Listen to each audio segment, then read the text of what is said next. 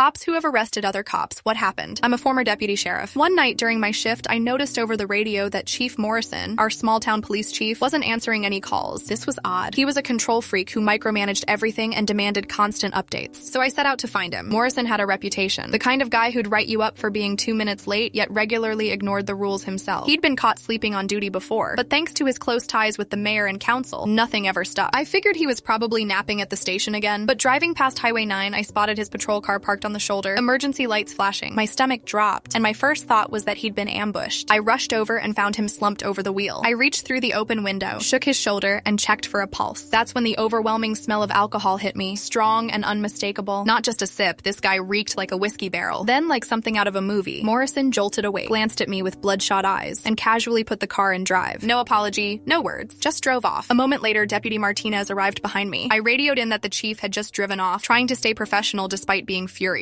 Forgetting Morrison could hear us, Martinez goes, "Well, he'll be easy to follow. His lights are still on." A second later, the lights went off. What followed was surreal. 2 deputies trailing our own police chief through side roads as he tried to lose us. He knew every back alley, ditch, and shortcut, but we kept up. Eventually, he pulled into his driveway. I contacted my sergeant, who looped in the sheriff. No one was happy about the mess. But the bigger issue was Morrison's connections. The mayor, half the city council, even some county officials. Everyone knew he had a drinking problem, but he was the guy they all turned to when they needed favors or wanted charges dropped. This time, though, he'd been caught in the act. There were witnesses. He couldn't wiggle out of it, right? Hours later, Morrison strolled into the station, flanked by Mayor Thompson and the city attorney. He was cleaned up, changed, and probably loaded with coffee. The mayor demanded we give him a breathalyzer to clear up the misunderstanding. By now, it had been nearly 4 hours since we found him. He barely passed. 0.079, just under the legal limit. I got written up for failing to follow proper protocol. 6 months later, Morrison was promoted to regional coordinator. I transferred counties because when someone's protected at the top, nothing else matters.